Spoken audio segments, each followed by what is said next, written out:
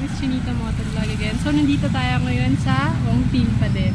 So, bumili lang muna ako ng Shanghai Fried Chow sa the original Shanghai Fried Chow sa may Binondo.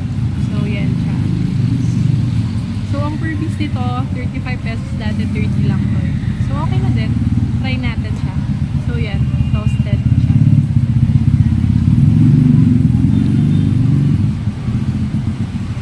Unang kagat mo, laman naman.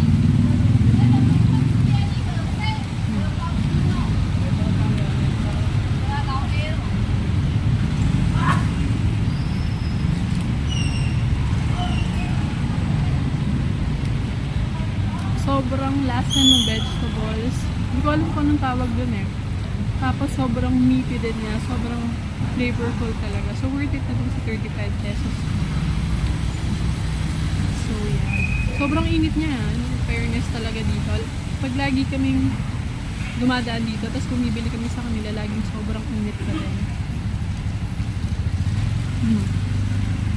So ang bango niya. Sobrang worth it na to guys. Try nyo to. 35 pesos. Sobrang, siguro mga 2-3 busog ka na. So yun lang. Try nyo siya guys. Bye! Bye everyone! Ride safe, ride soon!